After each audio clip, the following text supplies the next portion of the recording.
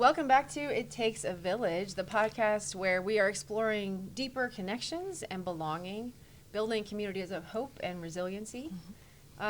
We are here. I'm Jenny Schultz-Thomas. This is Sarah Rental-Jones. We are your hosts, and we've been at this for, 13 weeks or 14 weeks or something.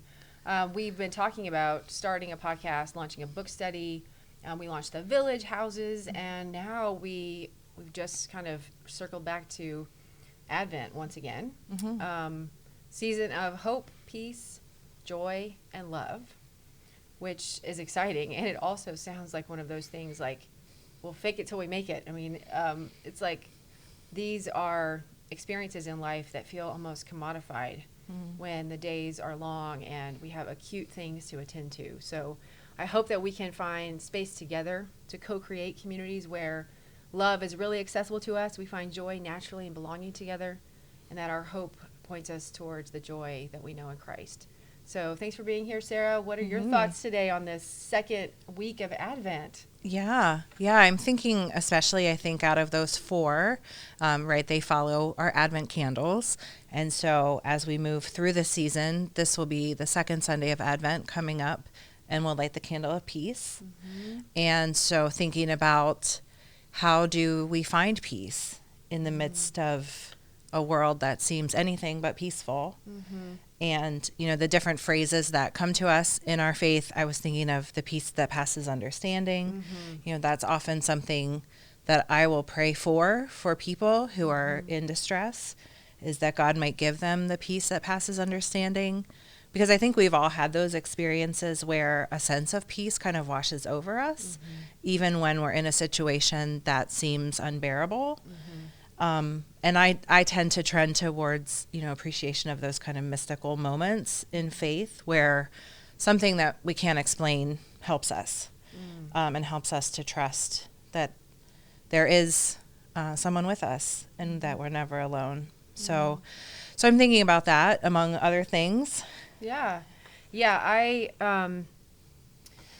love to think about the ways that when the world is so busy and there's a lot of chaos swirling around, and the world wants to say, the church and the hope that we know is just sort of a cruel joke, that we find ourselves grounded in what we know to be real, what we have experienced. Just like you're talking about the mystical experiences in faith and life that we maybe can't explain, but that we can stake our life on because our experiences are incarnate.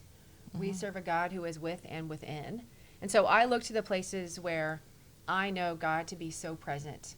And that can be in a lot of different ways, but one is in humor, right? In the human condition, which is, it can be really messy and hard, but when we do it together, Spirit weaves us together. And sometimes humor and laughing and looking at the places where we've taken ourselves too seriously, or the world is such a serious place that we have to find a grain of honesty and humanity, and that can come from laughter. It can come from sharing your soul with someone else. So when I think about those things, I go to one of my favorite authors, Anne Lamott. She's just such a brilliant writer, and she's so real and honest. She's funny. But there's something that she wrote that I actually am using in my sermon this week, and it just speaks to this moment in time. It's Advent, but also this expectant waiting. And so I'm going to read this and just kind of respond to it. But she writes, "I am stockpiling antibiotics for the apocalypse, even as I await the blossoming of paper whites on the windowsill in the kitchen. The news of late has captured the fever dream of modern life. Everything exploding, burning, being shot, or crashing to the ground all around us. While growing older has provided me with a measure of perspective and equilibrium and a lovely long-term romance. Towns and cities, ice fields, democracy, people all disappear, while we rejoice and thrive in the spring and sweetness of old friendships. Families are tricky. There's so much going on that flattens us, that's huge, scary, or simply appalling. We're doomed, stunned, exhausted, and over-caffeinated. And yet, outside my window, yellow roses bloom, and little kids horse around, making a joyous racket."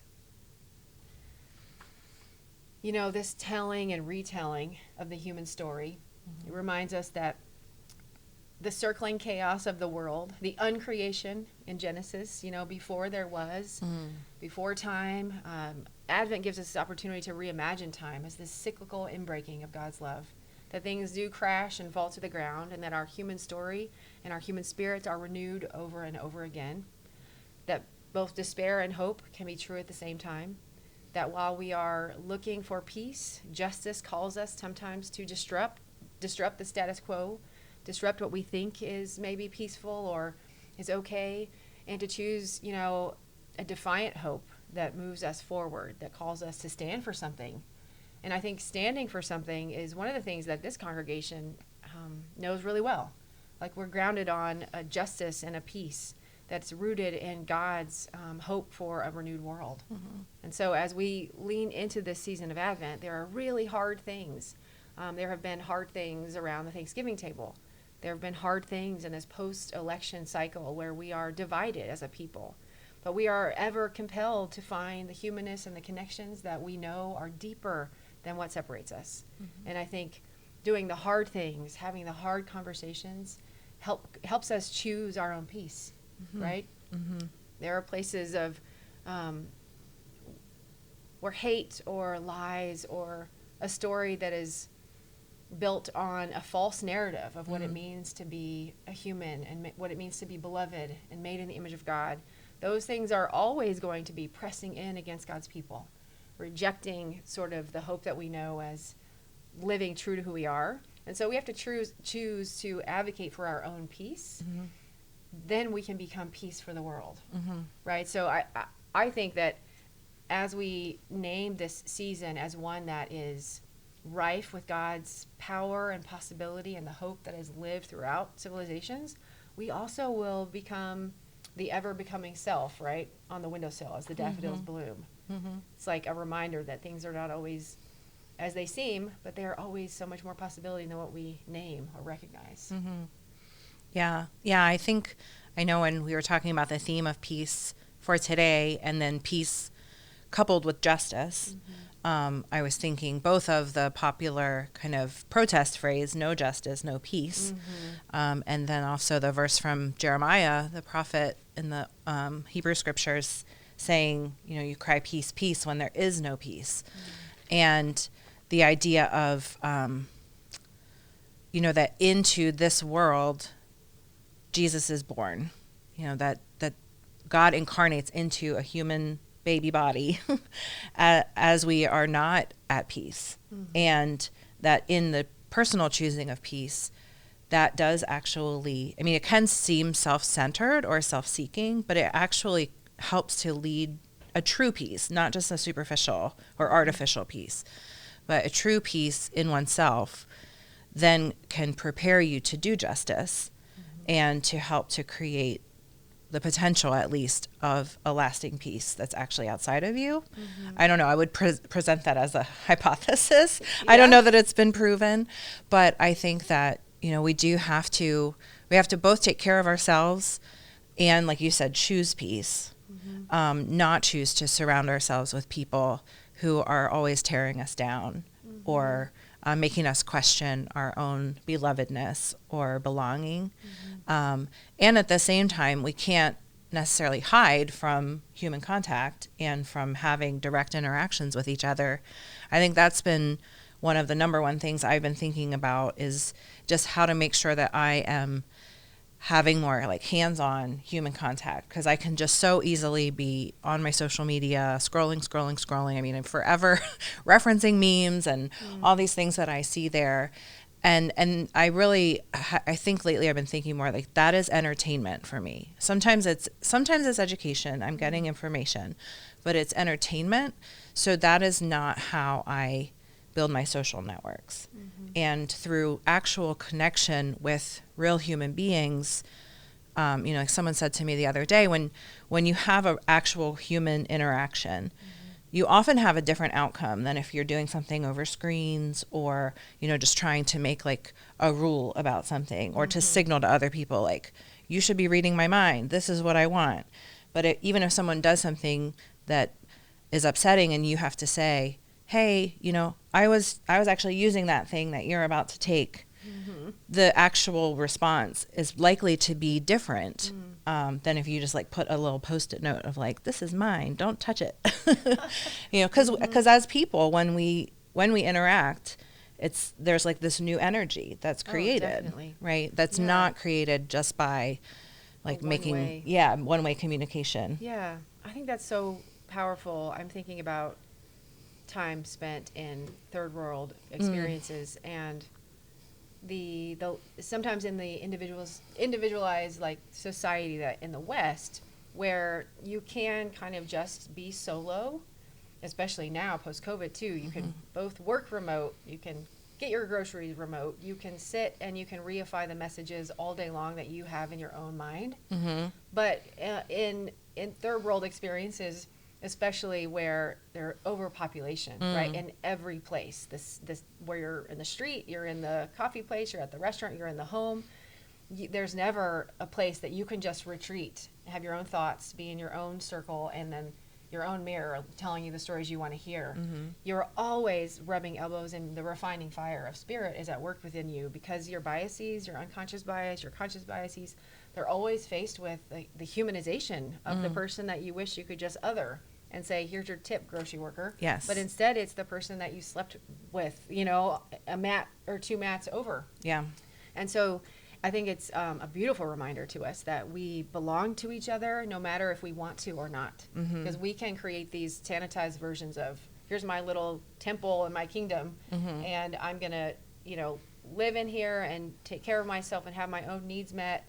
And then everyone else is going to serve those needs and never confront, what the story I'm telling myself. But thankfully, we save ourselves when we put ourselves in community and we sit across the table from someone and their eye contact or their body language tells us like, wait a minute, that's not okay. And then we have to be accountable to that. And I think we're so much better when we put ourselves in places to interact, because energy is real. Like that human person and that spirit is alive outside of that skin. Like it shapes us. And so we have to respond to, right, both what we're putting off and then the messages that we're receiving. And it may be harsh, it may be kind, it may be a lot of different things, but at least we know that we cannot exist alone in these vacuums of, this is what I think, this is what the news tells me is right. And, we just continue to create these little silos that devoid ourselves from the interactions that help us grow together. Exactly. Right? No peace, you cry peace, there is no peace, there's no justice. I mean, you think of, in terms of our theological kind of calling grounding, you can just look at like Micah, what does God require of us? To do justice is first, right? To do justice, to love mercy, to walk humbly with our God. We can't walk humbly with our God if we are first not doing justice. We can walk humbly with ourselves, but it's not so humble, right? When we sit on these thrones and kind of decide that, I think it's both, it can be self-serving, like egotistically, right? To think that we have the mark on everything, but it also is very sad. Yeah. Right? Distancing ourselves from community, from being made kind of better. And, that refining fire is also about affirming that you are beloved and that we want you in community. You're a friend. We need your voice. We need you to show up. We're so thankful that you're here, right? What you have to offer. I think that can be one of the saddest things about social media and sort of a younger population, right, who grew up with a phone like from 5, that just says this is how the world expects you to communicate, and this is the best we can do. Here are all the screens, do your homework, make your calls, do everything on a screen. It's a loss of that generation that we haven't afforded them, like the opportunity to thrive just with one-to-one human interaction. Right. But said, this is a better choice. Right? It's not that technology is bad or social media, but it's a loss when we take ourselves away from human interaction.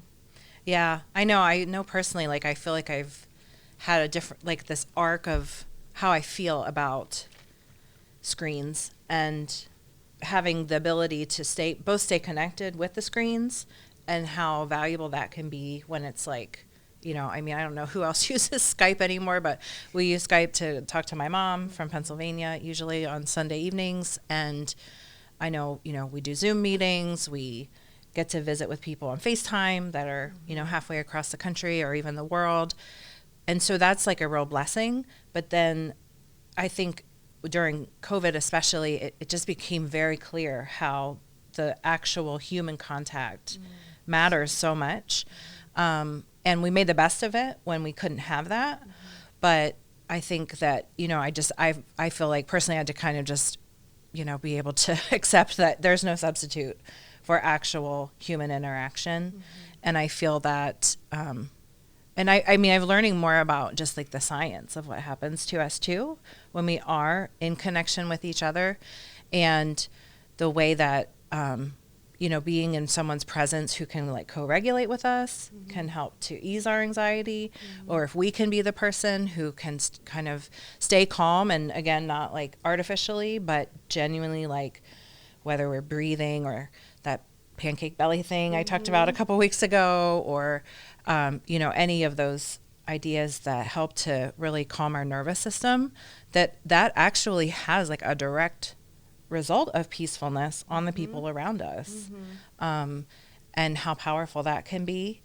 And I think, I just love thinking of church as a place where we practice all these things, where it kind of like lowers the stakes a bit for it being so much pressure to get it right, but just to say we come together as a community and we practice being human together, and we practice following Jesus. And, God thought it was really important to be human. That's why he came in the form of Christ.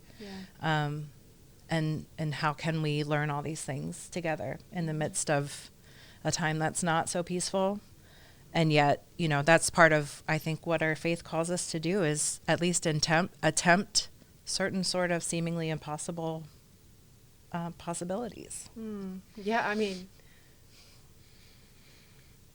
possibility in the face of impossibility. Light in the darkness. Love that alone conquers hate. Life, right, that has conquered death.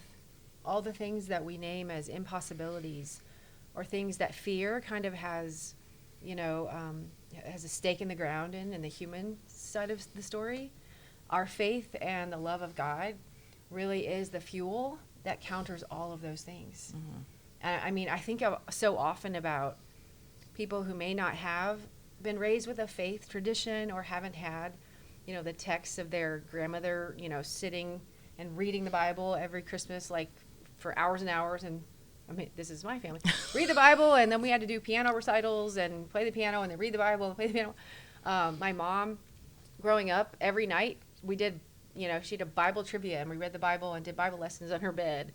And these traditions that you're not really sure what, like, oh gosh, what does this mean? But it's this deep love and this deep reminder of who and whose we are, right? I think of people who don't have those connections in these times where seasons are really difficult, or in times of loss, or if you don't have a community to belong to, where it's not just a club, but it's a community that humanizes who you are and accepts you just as you are. Those are things that are countercultural, right? If you're a middle schooler, high schooler, young adult, an adult and a coworker, that's not a language that we have gifted one another with. Deep belonging and community building. We have said, like, well, good luck, you better make it. You don't belong, you don't fit in the cafeteria, there's no room for you. Don't sit here. We've really created this, this world is like cutthroat, right? It's, if you don't do X, Y, Z, you don't fit in. You're not welcome here. Yeah, and so often, when there's a disruption in peace, I think we have been, maybe it's just the kind of culture that we've been raised on, but sometimes it's, we need to sanitize all the things that are happening. And instead of claiming the reality that disruption is creating more chaos, and I can't seek out the peace, I think the church's opportunity is to come together and say, we are co-creating peace, right? And we are trying to realize that with every step we take. So whether it's post-election and people are still reeling on what's happening in the world, our community, our city, our state, feels like it's on fire, just like Anne Lamott, it reminds us that things are falling apart all the time, but at the same time, we are being renewed and built back up. We are shepherding, right? This co-creation of a new realm, the realm of God that's coming. I keep thinking of one of my favorite mentors, Gail O'Day, who was just my greatest teacher on understanding what Advent is really about for the church, which is why I think the liturgical calendar is really important for us, because every single time we come to this place, we can claim the promises of both the inbreaking of God and the incarnation of Christ, right? The birth of Christ, and then the future realm of God and the coming of Christ. That we are both penitential in this sort of deep suffering of the world, and we're also claiming the reality that God is renewing us and will renew and bring to life all that the darkness is trying to shadow over us, right? So there's a disruption, and then there's love. There's a disruption, and then there's peace. There's a disruption, and we can choose joy. And the disruption, really, the only way we can do any of it is because we have hope. We have this deep hope in the abiding love of Christ that will always be with us and will ultimately overshadow all the loss and grief that we are experiencing. It's like, this is one amazing thing and one truth that we can claim, and we know it. We've lived it. Right? We've all had a really terrible day, and then we woke up the next day, and we could choose a renewed hope, right? It might still be chaos. There was something that we can hang our hats on. So we live this every day. It's the incarnate experience to be human, that God is within us. We have this opportunity to say, maybe out of a privileged place, like I can choose hope today in this way. Maybe out of a desperate and desolate place, I can choose hope because I can look into my daughter's eyes and see deep abiding love, right? So there's always something that we can look to as God's renewed fire that's burning within the spirit of humanity. Yeah, absolutely. And I think it took me a long time, strangely, to realize, I think growing up, with all the Christmas pageants and, just perfect little manger scenes and Christmas cookies and everything being so highly polished, I didn't really realize until probably like being in seminary and then in my first call that, Jesus was born into a wild world. Like, it was a mess, and his parents were denied a place to be in an inn. And so they went, it's all these things that we say every year, but, they went to a barn, and I think like bringing all of that to life of how messy that is, it helps us to know that when things are chaotic for us, we're not doing anything wrong. It's kind of like the nature of life. We don't have to have everything just right and glossy and perfect for Christ to come, right?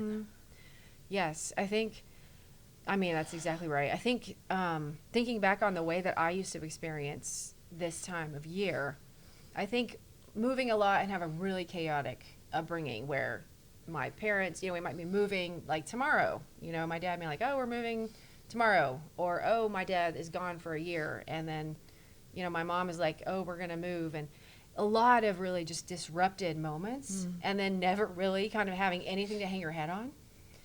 As an adult, I realize, and I think this is so meaningful for me, this season of preparation and Advent as this cyclical experience, because the disruption was my regular. Sort of like, who knows what. And so the stability for me growing up was this incarnate experience, right? Out of the mess, that God is always present. Out of the chaos, I can always, go in my room and pray and know that God is consistently with me, right? And so in the chaos and the mess of the barn, and then like the wild animals, I remember feeling super connected to the kind of God who shows up in the mess. And that even in the suffering or the things I didn't know how to make sense of as a young child, I could experience that God and God's presence put things right. So later, of course, going through lots of therapy and kind of lots of understanding of my own presence as a child, and then a lived reality and choosing my own experience as an adult, Advent theologically makes so much sense across the world. It's not, the inbreaking of God's love touches all humanities, all civilizations, privilege and poverty. It touches black, white, queer, straight. It's just a reminder to us that out of the differences, out of the uncreation and the chaos of the swirling deep, right, comes a God who brings order to disorder. Richard Rohr, right? From disorder to order, God is breaking in all the time. And so I think that's I love this season because it reminds me that things are never as ordered, right, as maybe God intends, because the world is a little bit bent, right? And we're leaning towards justice, but we're not quite there. But I have so much gratitude for the fact that that light was always shining in, you know, for me. And the church, it was the church. I mean, I was raised in the church. You know, we might be moving all over the country, but my mom was, we are going to show up to some church somewhere, or she's going to have church in my house. We had church a lot of times in our home. But we have this opportunity to always create spaces and belonging where if you are coming to this church, if you are coming into this community, there is going to be a place for you, and that God's hope is going to be born anew within us each and every day, right? So Advent is this opportunity for us to say, you know, there's always disorder, but with God and God's love, there's order, and we know exactly what it looks like, right? Love shows up, that light is always here, and the darkness cannot overcome it. So, right, with that, I think Advent is this great experience and hope and peace and joy and love, and we are ever becoming that each and every day. Yep, absolutely. Thank you, Sarah. Yeah, thank you. I know, what a gift. We're so happy that we can be having these conversations with you and the village. And if you know someone who needs to be part of this village or a village house or a small group or needs to reach out to one of us, we are always here, and we are supporting you and this community at Countryside. Know that there's always a place for you, that you belong here, and that we will see you again here next week. Yes. So have a good one. Thank you.